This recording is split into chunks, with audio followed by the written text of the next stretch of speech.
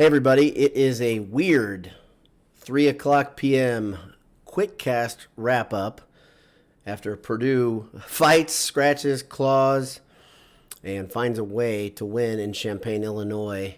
They beat Illinois after just being named as the number 4 team in America. The poll came out actually right before tip-off. It's, I don't know if I said Monday, January 17th, Martin Luther King Day in 2022. And Purdue has just earned their 15th win of the year. They're now 15-2. Illinois was white hot coming in here. They were they were the best team in America, really, according to the way they'd been playing the last 12 games. They'd won 12 straight, 6 straight in conference. If you looked at the conference standings before, Illinois was 6-0 and Purdue was way down at 3-2. And now Purdue has improved to 4-2. Illinois 6-1. The gap shrinks quite a bit, thanks to kind of helping yourself out. And it was just a tough, weird, frustrating game, but this was not like some of the games where Purdue's had struggles earlier in the year where they weren't doing the things that you really want them to. For instance, the defense looked very intense for big stretches of the game. They were crashing the glass. I haven't checked the rebounding numbers. I will here in a minute. As a team, I would guess Purdue beat Illinois on the board pretty significantly. They did, and I'll get to that in a second. But Purdue wins 96-88, double overtime, and they won it. It took a number of guys to get the victory done, and we'll talk about each one of them here in a second. I'll look at their stats and tell you why they won the game. Before I get to it, let me thank our sponsors, our pals at Gridiron Metalworks, gridironmetalworks.com. Enter Boiled at checkout for 15% off. Get ready for spring now. Get yourself a really nice custom spatula with a Purdue logo on, or one of the other teams in America that don't matter. Head over to Martin Vintage, martinvintage.com, and enter Boiled at checkout. Get 15% off on a t-shirt or a sweatshirt. It'll be Purdue gear. It'll be sold by a Purdue family. Can't beat that. And finally, when you're in town for a game, if you're going to go see Purdue play their next game, head over to AJ's, why don't you? And grab a pint, grab a burger, grab some Italian beef, grab some mac and cheese bites, have a great time, watch some TV, enjoy the warmth in there while it's cold outside. Eat AJ's.com, our friends at AJ's. So thanks for tuning in to this unusual live quick cast. Anish is also going to have a quick wrap up of the game as well. The main reason I'm doing this, honestly, it just helps me get my nerves right.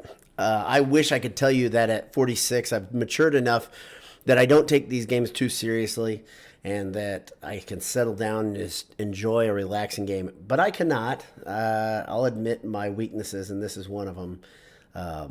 I was way too intense during this one, as I usually am, and the game started out great. Purdue got Cockburn in big foul trouble, and they did it really because Zach Edey was just an absolute beast. He was punching Illinois in the mouth.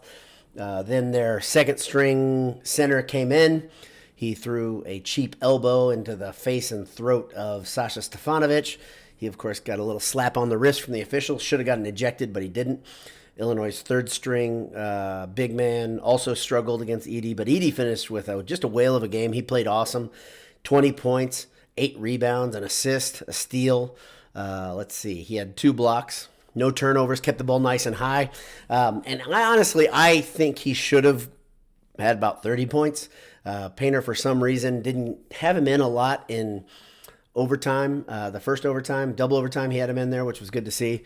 But a little bit of a head scratcher for me, why Edey wasn't in more. And if you guys know something that I don't know, let me know. He only had 2 fouls. So Edey played a whale of a game. He's the guy that really made the thing go today. He was so good. He was 9 of 14 from the field. They didn't have an answer, really. Cockburn was frustrated with the inability to stop Edey all day. Cockburn finished with 10 points, 5 rebounds, 5 fouls, had a couple steals, but he also, the refs decided to go into protection mode of him at one point, which is really good of them.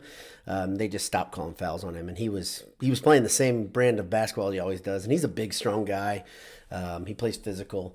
He fouled. He got 2 or 3 extra ones. So good for him. Good for him. But let's see, who else? Sasha Stefanovic had an interesting game. It was like the tale of two halves. He was a little bit cold in the first half. Let's say a lot cold. I think he missed his first 2 or 3 threes he shot. But in the second half, he absolutely caught fire, and he was the reason Purdue was able to get into overtime, honestly, because it felt like a couple things should have happened. To me, Purdue should have won this in regulation, and I think they could have easily done it. They had the ball up by 2 with under a minute left. Edey got the ball, got fouled, had a 1-and-1, missed the front end. Illinois came down and scored. If Edey hits both those free throws, Purdue wins. I think they win in regulation and no problem. So did Edey have a bad game from the free throw line? Oh, no, not at all. He had a pretty damn good game from the free throw line. That was the thing that carried him points-wise. He finishes with 19 points, all of them pretty much, or most of them, from the free throw line, 13 of 15. He had 8 rebounds to go along with that. We'll talk about that. That's a big deal. 2 assists, 2 steals, a block. So he also had 4 fouls. He was using some of those. But Edey... his game wasn't there like it usually is. He kept going into situations where it looked like he would drive, he'd get past the first or second level as Illinois players were kind of like trying to get back on defense, not doing a very good job getting back quickly. And then the last line of defense, the last guy was at the hoop facing up, and instead of drawing in that extra defender and kicking it out, he did it a couple times, but he really was trying to force things. And speaking of forcing things, our pal Trey Williams, who has been playing great, did not play too great in this game.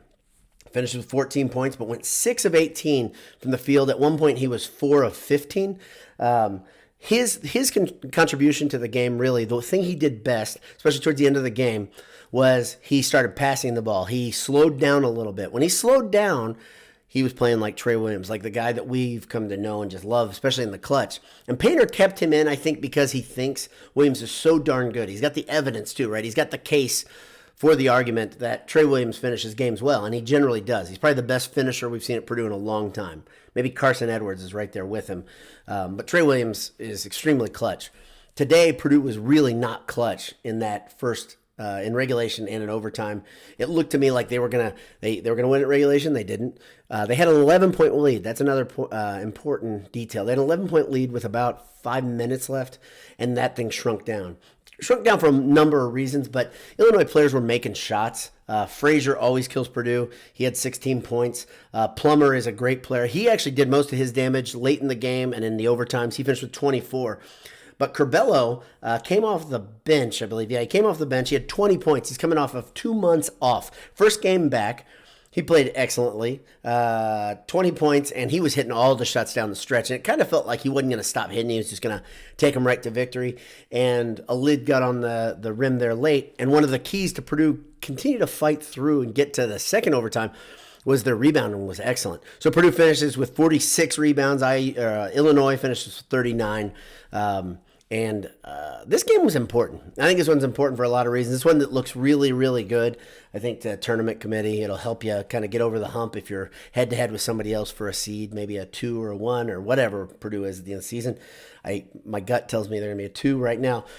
But that was a really important win, scoring 96 points against an Illinois team that seems to really throw a wet blanket on a lot of teams. In fact, they threw it on Purdue, you could argue, because at the end of regulation, it felt like the game had slowed down a lot. With about 5 minutes left, both teams started scoring, and that made a big difference. Purdue improves, like I said, to 15-2, 4-2 in the conference. Let's see if there's something else I should talk about. Eric Hunter. Got to talk about Eric Hunter.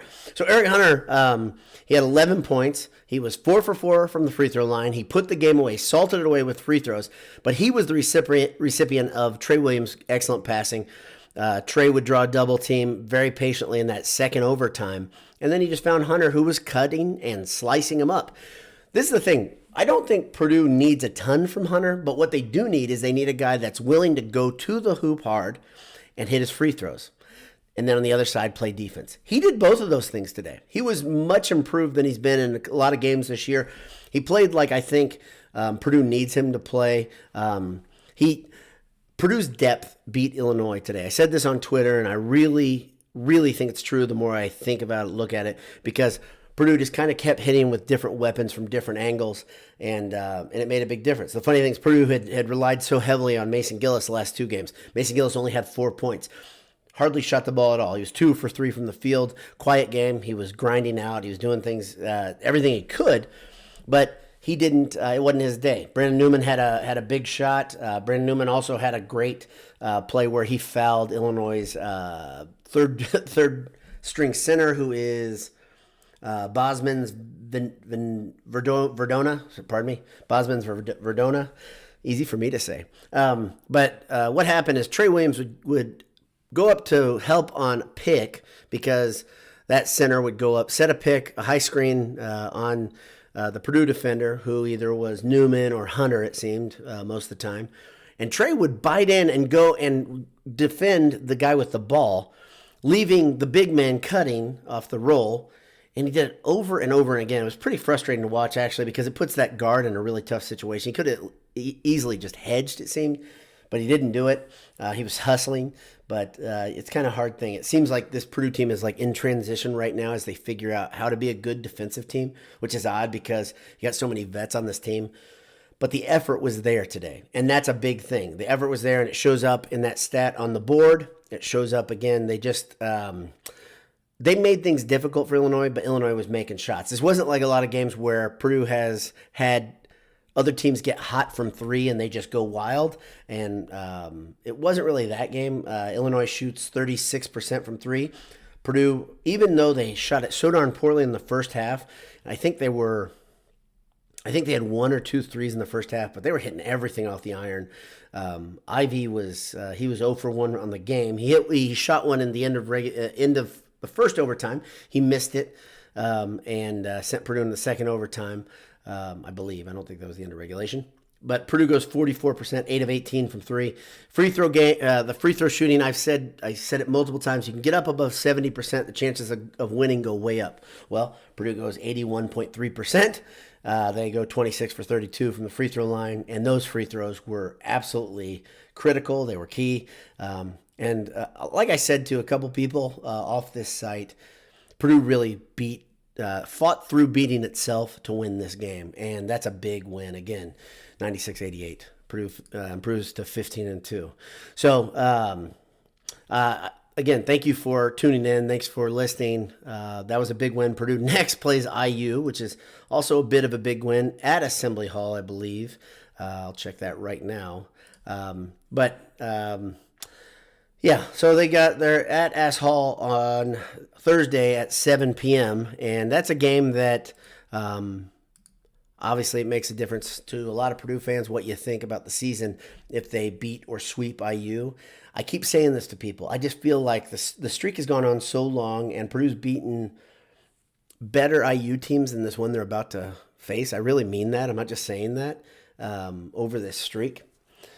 And I just feel like it's got to end sometime. Anish believes that they'll get through this season unscathed. I am not as confident. I think if Purdue loses this season, it's going to be at Assembly Hall on Thursday. My hope is that this team is learning that this effort and the defensive prowess, the way they've played, the hard-nosed way they've played the last couple games is really the difference maker. The offense is going to be there with this team, even when somebody's off or 2 people are off. Like today, you have Ivy, again, Ivy did not play well. He did not shoot well, but he shot free throws excellently. So he kind of brought himself up. He hit big shots. That was good. That floated him, right? Williams did not play well. In fact, if the game ends in regulation or even at the first overtime, I think a lot of fans will look at the way Williams played as really, really disappointing. But those assists were so big, and he hit a couple shots in that, I think, the first and the second overtime. Purdue's going to wear teams down because of their depth. They're gonna find a weapon if you wait long enough, and everybody is scrapping and clawing and trying to get it done. Today, Sash, Edey, and then in a roundabout way, Ivy with free throw shooting got it done. But Purdue's got a lot of guys that can do big things, and I still expect. We didn't see First play hardly at all. Maybe somebody out there knows. I didn't listen to any of the pregame on the radio. Maybe there's a good reason. But if First played, I don't remember him playing. I know he was warming up. But Purdue's depth is going to beat up on a lot of teams, and hopefully they beat up on IU and improve to 16-2. Purdue is now 4th in the nation. They're creeping again closer to the top. I think they can get back up there again if they can continue playing this hard on the glass and on defense. Thanks for tuning in. Like I said, check out Anisha's quick write-up, and if you have any questions, you want to just talk, shoot it to us on Twitter. Also, if you haven't subscribed yet, we haven't said this in a long time, subscribe, join the party. It's a fun place to be. And I'll be probably doing quick casts or wrap-ups, at least one a week, if not 2 a week, especially if I feel inspired and I need to settle down, because I was absolutely jacked up after this Illinois game. Thanks for tuning in. God bless you. Have a great day. We'll see you soon. Hammer down.